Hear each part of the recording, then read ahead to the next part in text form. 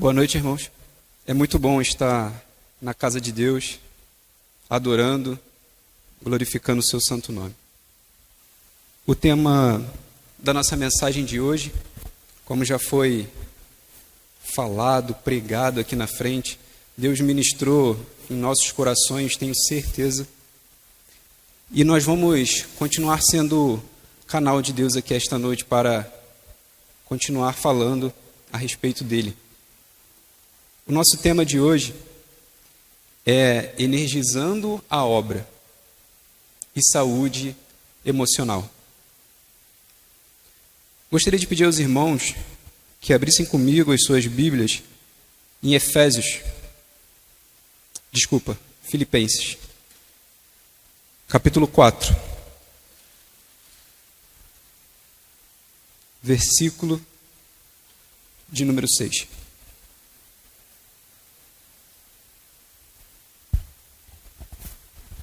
Filipenses 4, versículo 6.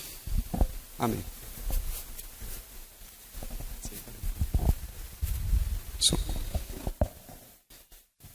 Eu gostaria que todos nós estivéssemos lendo junto Filipenses 4, versículo de número 6.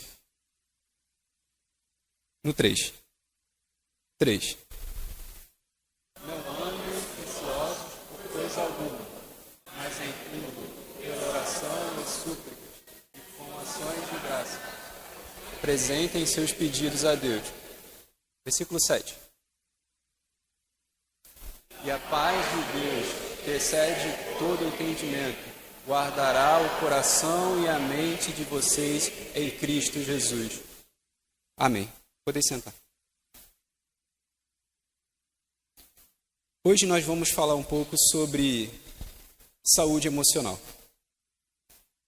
Já gostaria de dizer que eu não sou da área de psicologia ou afins, mas o que falaremos aqui é a palavra de Deus, o que o Senhor vai ter para a nossa vida nesta noite. Eu gostaria de começar falando um pouquinho sobre ansiedade. Você já deve ter ouvido a expressão que ansiedade é o mal do século. E de fato é. Por que a ansiedade é o mal do século? A ansiedade, vamos dizer assim, ela é a maior doença do século.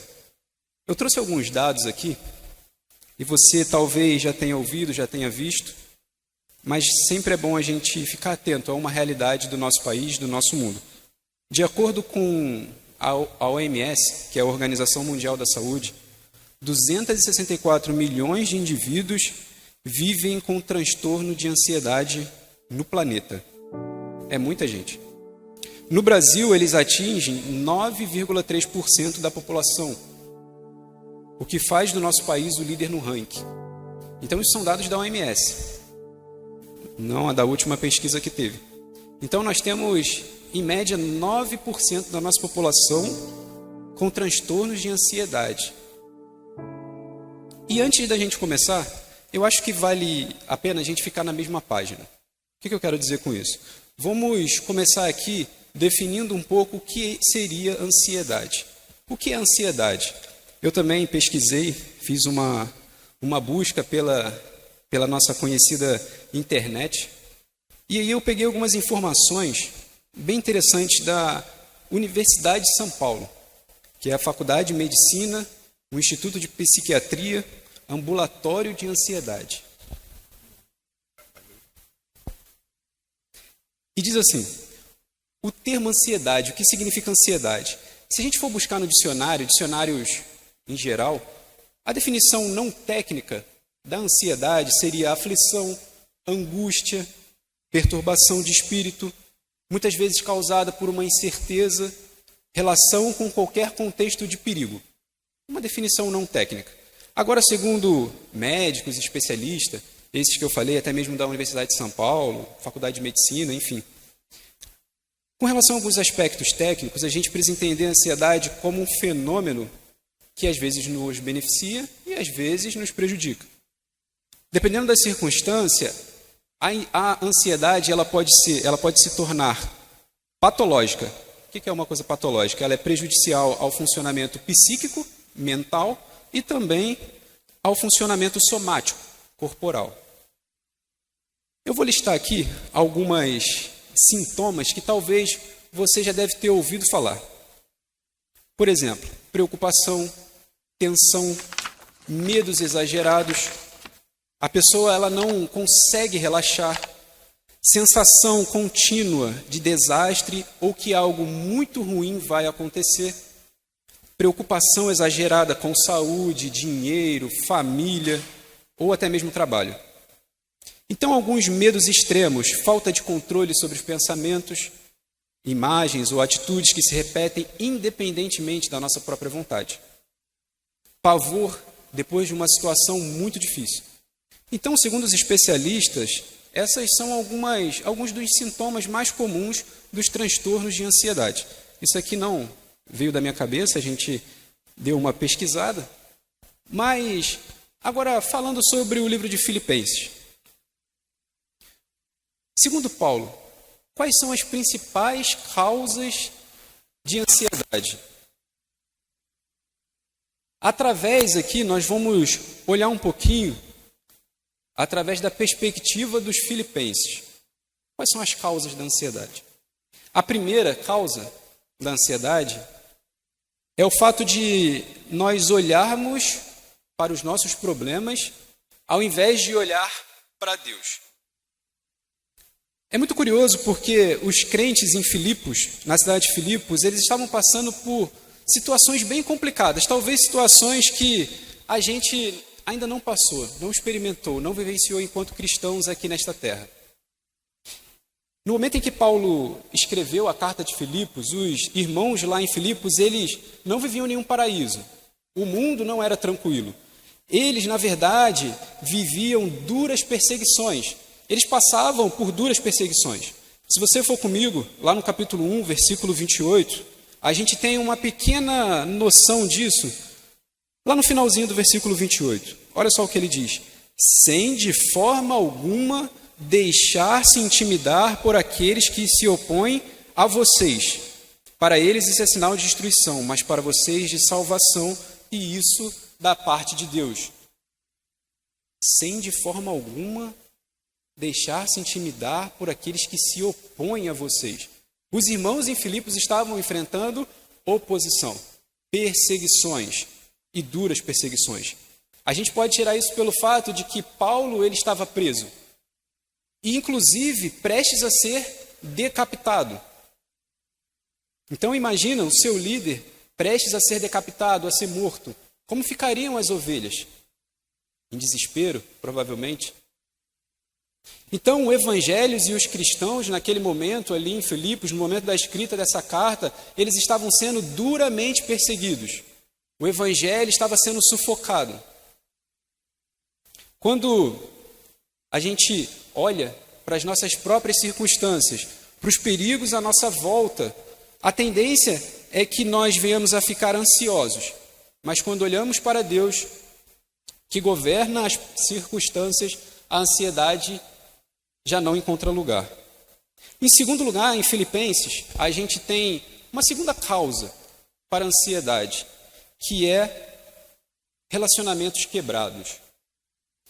Aqui nós falamos de circunstâncias, mas com certeza você já deve ter experimentado isso, que muitas vezes as pessoas, elas nos fazem sofrer mais que as circunstâncias.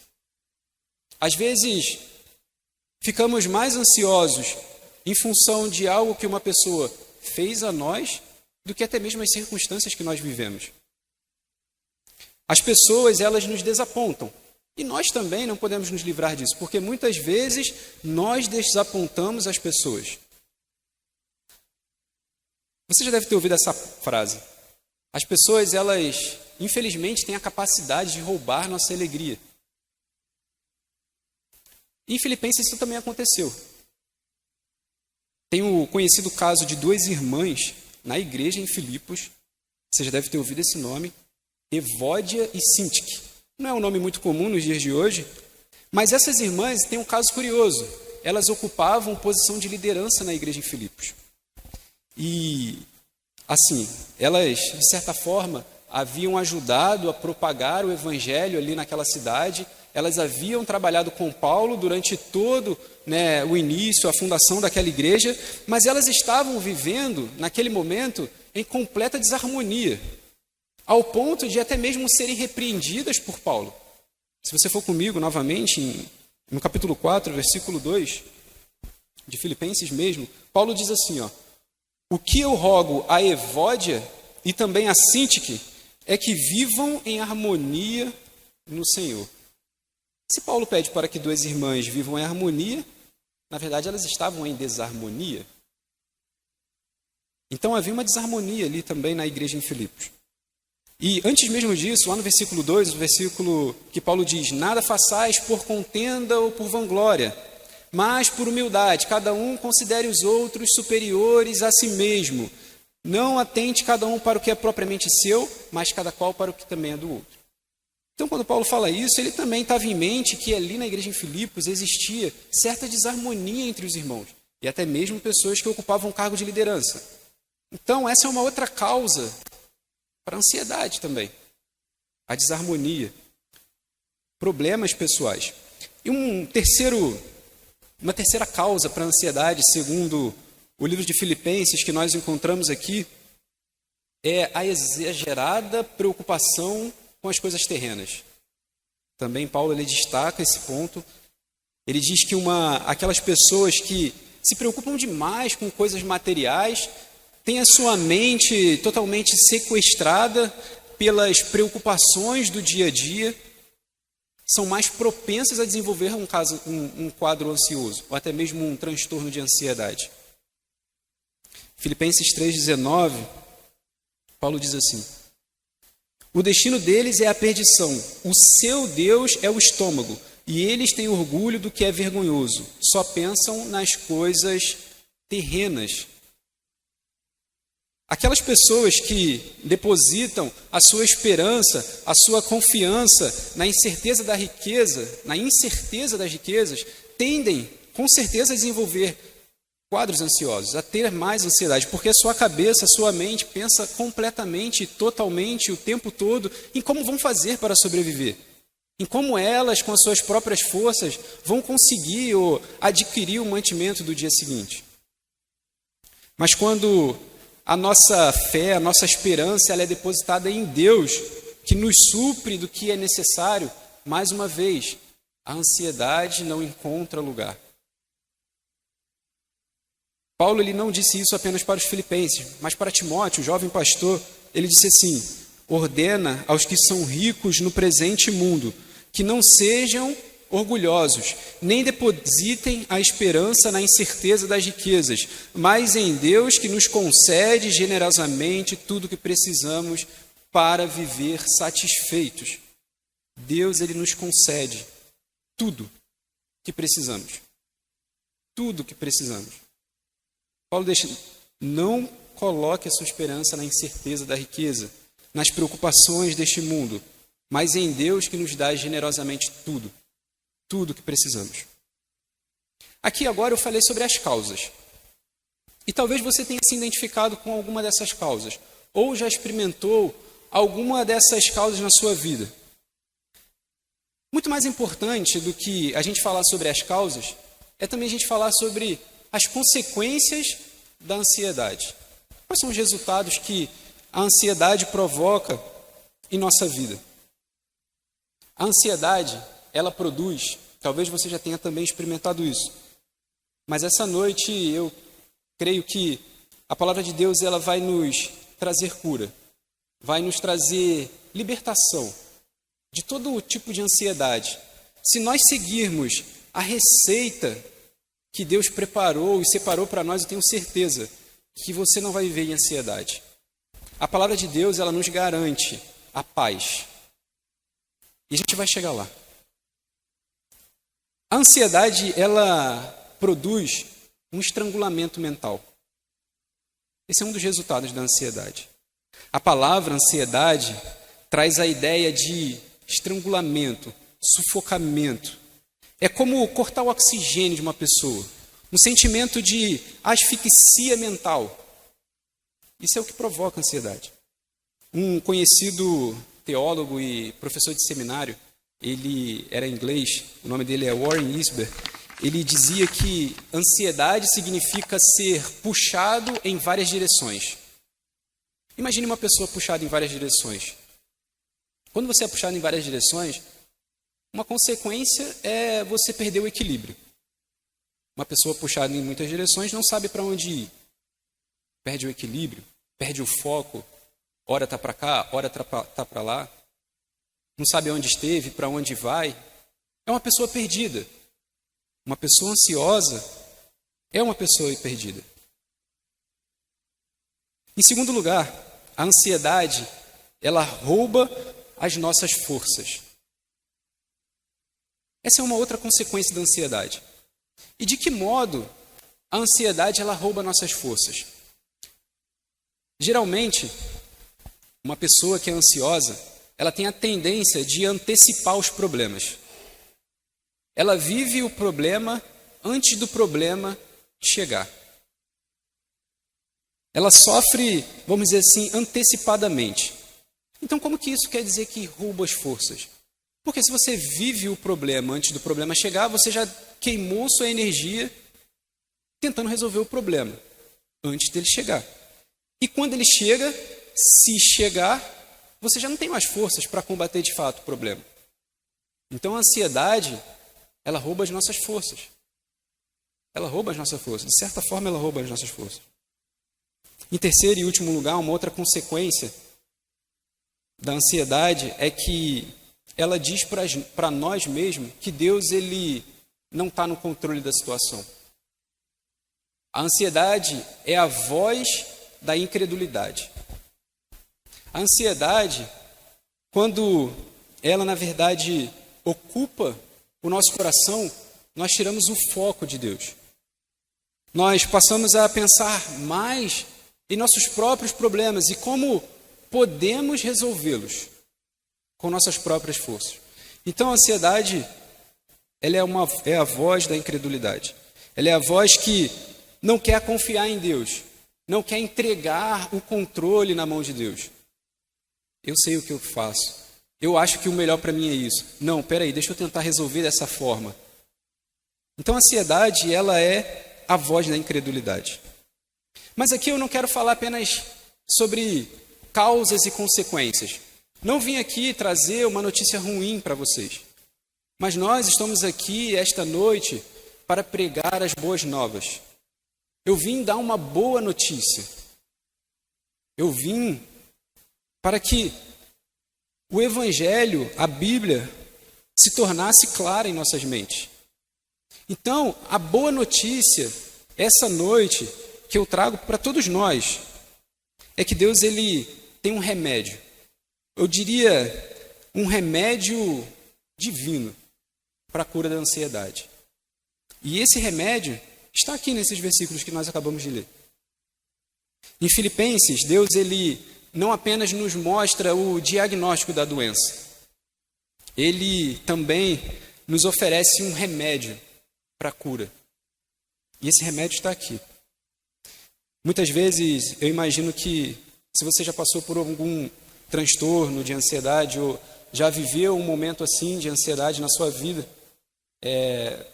eu já vivi momentos assim, foram momentos bem difíceis na minha vida, mas Deus ele trabalhou na minha vida, ele trabalhou no meu coração. E hoje eu tenho certeza que eu não vivo mais assim, mas eu vivo confiante nele. E o remédio, muitas vezes quando nós passamos por esses momentos, nós tentamos buscar diversos tipos de ajuda. E muitas vezes as ajudas que nós buscamos pode ser livros de autoajuda. Aqui eu não descarto a possibilidade de que livros de autoajuda tenham a sua importância. Psicólogos, médicos, até mesmo medicamentos também têm a sua importância. Mas aqui o que eu quero apresentar para vocês hoje é o remédio da parte de Deus. É aquilo que Ele vai nos dar e que com certeza a nossa ansiedade não vai encontrar mais lugar em nosso coração. E o remédio, ou melhor, a ajuda do alto, não o livro de autoajuda, mas a ajuda do alto que nós precisamos receber, ou na verdade praticar, é rasgar o nosso coração diante de Deus.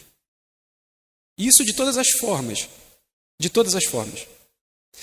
Em específico, nesse versículo que nós lemos, Filipenses, capítulo 4, versículo de número 6, que nós lemos, Paulo diz: não andem ansiosos por coisa alguma, mas em tudo, pela oração e súplicas e com ações de graças, apresentem seus pedidos a Deus. O remédio e a ajuda do alto é a oração. Esse é o remédio para a ansiedade. A gente poderia parar aqui. O remédio para a ansiedade é a oração. Mas, na verdade, Paulo ele vai além. Ele usa 3 palavras para descrever a oração em Filipenses. A primeira, oração. Aí você pode estar pensando, oração? Calma, oração. Segundo, súplicas. E em terceiro lugar, ações de graças. Esse é o remédio. Primeiro, vamos com calma. Primeiro, Paulo diz que o remédio para a ansiedade é adorar a Deus em oração. Esse é o primeiro remédio. A primeira atitude que devemos tomar quando nós estamos ansiosos é ficar a sós com Deus e adorá-lo. Entra no teu quarto, fecha a tua porta e ora a teu Pai que está em secreto. E teu Pai que está em secreto, que vê em secreto, Ele te recompensará. Mas Paulo diz em Filipenses 4,6, que nós acabamos de ler, e que eu tenho certeza que você vai sair daqui essa noite com esse versículo decorado, porque nós vamos ler outras 50 vezes. Fala assim: mas em tudo, pela oração e súplicas e com ações de graça. Pela oração. Primeiro, pela oração. Nesse contexto, se a gente for no original, no grego, essa palavra ela tem uma conotação de reverência. Tem uma conotação de devoção, de adoração. Então, quando nós temos a atitude de adorar a Deus, quando nós estamos ansiosos, de focar em Deus, em vez do foco estar em nossos problemas, em vez do foco estar naquilo que nós não estamos conseguindo resolver pelas nossas próprias forças, e nós passamos a focar no Deus Criador de todo o universo, no Deus soberano, no Deus que é poderoso, no Deus que sustenta, no Deus que criou, no Deus que supre-nos de todas as nossas necessidades. Quando o nosso foco está nele, o nosso problema, ele continua não sendo pequeno diante de Deus. Continua não sendo pequeno diante desse grande Deus, deste poderoso Deus, deste Deus que é excelso. Mas percebemos que Ele sim é infinitamente maior do que os nossos problemas. Seu problema não é pequeno.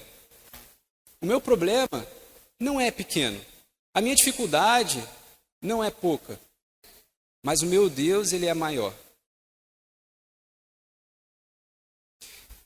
Esse Deus, Ele tem cuidado de nós. Esse Deus é o Deus que é o nosso Pai. É o Deus que nos dá descanso. Ele mesmo diz: venham a mim, todos vocês que estão cansados e sobrecarregados. E eu o quê? Darei descanso a vocês, vos aliviarei. Então esse é o primeiro remédio. Adore a Deus em oração. Adore ao Deus Criador, ao Deus que é o Rei dos Reis, o Senhor dos Senhores. Tire o foco do seu problema. Foque em Deus. O segundo remédio que Paulo diz para a nossa ansiedade é apresentar as nossas necessidades quando nós oramos. A segunda atitude que devemos tomar quando nós estamos ansiosos é suplicar e pedir a Deus aquilo que nós estamos precisando. Talvez isso possa, vamos dizer assim, como aquela expressão popular, chover no molhado. Se eu estou orando, eu estou pedindo. Mas, na verdade, muitas vezes, quando nós oramos, às vezes a gente até esquece de pedir por aquilo que nós mesmos estamos precisando. Quando Paulo diz, novamente, em Filipenses 4,6, mas em tudo, pela oração, súplicas. Nesse contexto, novamente, a palavra súplica no original tem a conotação de pedir, de petição. A palavra de Deus, ela nos incentiva o tempo todo. A gente vai ver alguns versículos, a lançar sempre sobre Deus as nossas preocupações, as nossas ansiedades. Ao invés da gente guardar as nossas preocupações em nossos corações, nós precisamos o tempo todo estar lançando diante de Deus. Fale com Ele. Seja específico diante da tua preocupação, daquilo que está te afligindo, daquilo que mais pesa em seu coração. Fale diretamente com Ele. Não guarde palavras. Seja explícito, seja específico. 1 Pedro 5,7 diz assim: lancem sobre ele toda a sua ansiedade, porque ele tem cuidado de vocês. Tiago 4,2: não tendes, por quê? Porque não pedis. Mateus 7,7: pedi e dar-se-vos-á. João 14,13: e eu farei o que vocês pedirem, em meu nome, para que o Pai seja glorificado no Filho. Pedi, supliquem a Deus pelas suas preocupações, lancem sobre Ele as suas ansiedades, súplicas. Existiu um camarada que eu tenho certeza que vocês já ouviram falar, que é o cego e mendigo Bartimeu. Bartimeu, quando viu Jesus passando, ele não ficou calado. Ele disse: Jesus, filho de Davi, tem compaixão de mim. Jesus, filho de Davi, tem compaixão de mim. E ele pediu, quando Jesus parou, ele pediu especificamente e exatamente o que ele precisava. Jesus perguntou: o que você precisa? Ele quer eu veja. Eu quero ver. Eu preciso ver. E Jesus, ele curou ele da cegueira. Mas talvez se Bartimeu não tivesse pedido, não tivesse clamado, não tivesse suplicado e falado com Jesus o que ele exatamente estava precisando, talvez ele nunca tivesse sido curado da sua cegueira. Jesus passaria por ali, saberia que existia uma pessoa necessitada, precisando, mas ele não pediu, ele não clamou, ele não suplicou. Súplicas, petições. Depois você pode conferir essa história lá em Marcos, capítulo 10, versículo 46, a partir do 46 até o 52. E o terceiro e último remédio que Paulo nos apresenta aqui para a cura da nossa ansiedade ou da ansiedade, é agradecer a Deus em oração. Agradeça a Deus em oração. Quando nós ficamos ansiosos, precisamos agradecer a Deus. E talvez isso pareça para você algo muito ilógico. Que coisa irracional é essa? Eu estou precisando, eu estou necessitando, eu estou querendo, eu não tenho.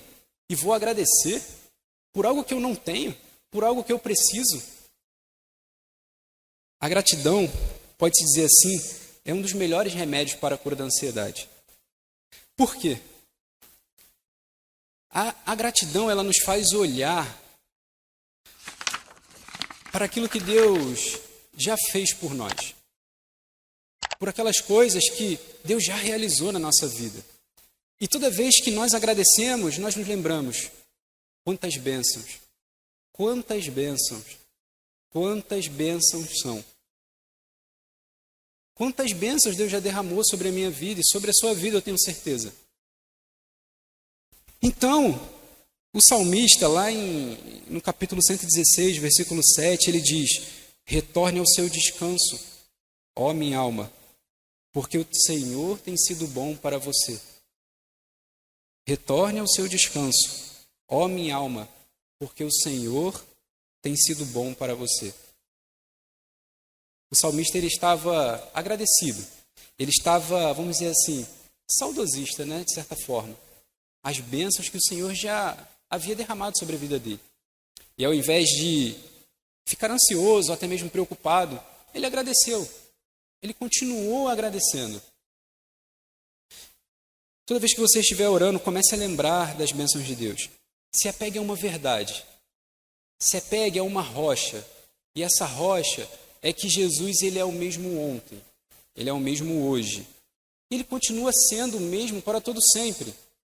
O mesmo Deus que foi bom ontem na sua vida, ele continua sendo bom hoje. Você está aqui, você está de pé, você respira. E eu tenho certeza que ele continuará sendo bom amanhã, independentemente de nós, porque ele é fiel. E ele zela pela sua palavra, ele zela pelo seu nome. Deus, ele é fiel. Portanto, meus irmãos, a gratidão, ela é agradecer por aquilo que Deus ele já fez, que é um pouco diferente da fé. A fé é agradecer por aquilo que Deus ainda não fez. É muito fácil a gente agradecer por aquilo que Deus já fez, mas é fundamental. Mas agradecer por aquilo que Deus ainda não fez, aquilo que Ele ainda não realizou, é fé. Isso é fé. Então, o resultado, depois que você tomou esse remédio, oração, súplicas, ações de graça, o resultado é a paz de Deus. A paz de Deus.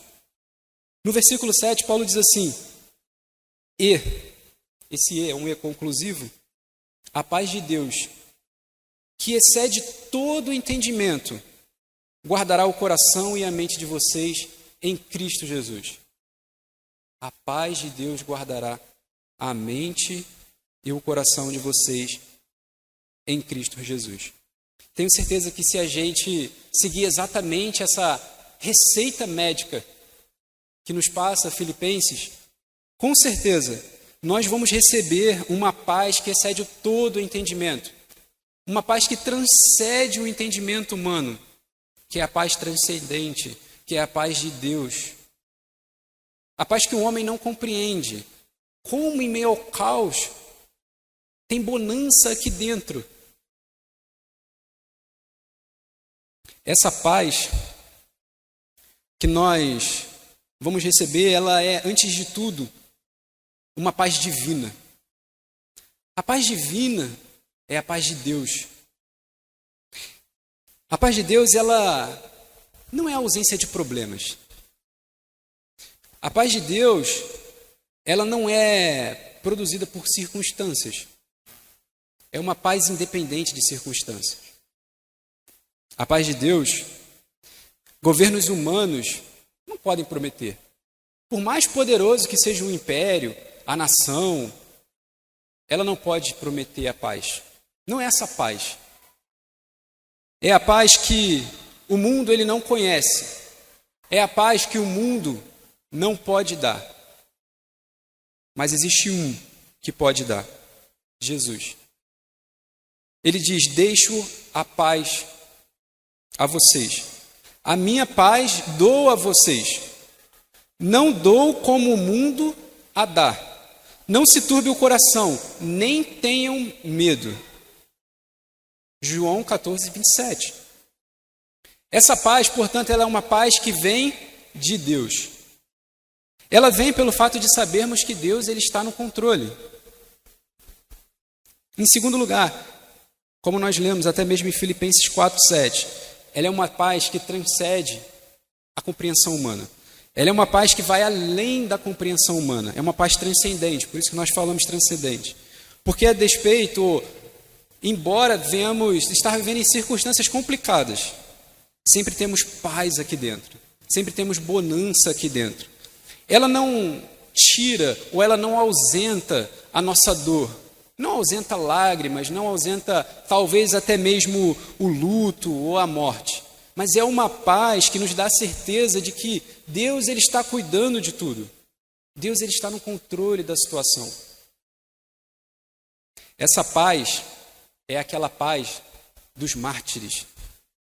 É a paz dos mártires. Essa é a paz de Deus. É a paz que Ele nos promete. É a paz que Paulo ele sentiu pouco tempo antes de ser decapitado. Pouco tempo antes de ser decapitado. É a paz que Estevão, no momento em que lançavam-lhe pedras, ele disse, cheio do Espírito Santo, ele levanta os olhos para o céu, vê a glória de Deus e Jesus em pé, à direita de Deus, ele diz, vejo os céus abertos e o Filho do Homem em pé à direita de Deus. Enquanto estavam apredejando, ele dizia, Senhor Jesus, recebe o meu espírito. Essa é a paz. E por último, já caminhando para o fim, a paz de Deus, essa paz que Ele nos promete, ela é uma sentinela. Essa paz é uma sentinela. Porque Ele diz lá na parte B do versículo 7, guardará o coração e a mente de vocês em Cristo Jesus. Se a gente for olhar aqui lá novamente no original, no grego, essa palavra guarda ou guardará é um termo militar usado para aquelas pessoas que estão em guarda. Então, nesse contexto, guardar, ele nos dá a ideia de uma sentinela, de um soldado numa torre de vigia, protegendo uma determinada cidade. Então, quando Paulo ele fala sobre a paz de Deus, ele associa a um exército nos protegendo dos problemas externos, das circunstâncias difíceis externas e até mesmo dos problemas internos.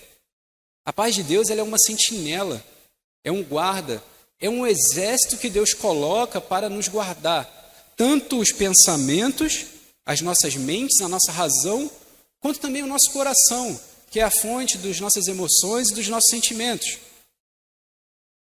Quando nós recebemos a paz de Deus, nós estamos num ambiente seguro, num ambiente que estamos, vamos dizer assim, na paz de Deus, mas só que em Cristo Jesus. Então, para nós encerrarmos, precisamos ter sempre em mente o cuidado de Deus pelas nossas preciosas vidas aos seus olhos. A nossa vida é muito preciosa a Deus.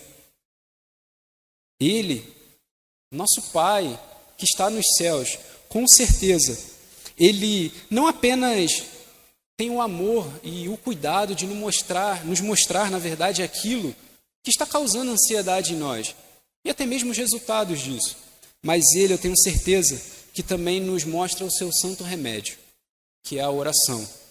Portanto, se apeguem à oração, se apeguem à adoração, se apeguem à súplica, a ações de graça, porque só dessa forma, a paz de Deus ela vai inundar o nosso coração. E com certeza viveremos dias em que, apesar da perseguição, apesar do sufoco, apesar dos problemas, viveremos com a certeza da paz. Amém?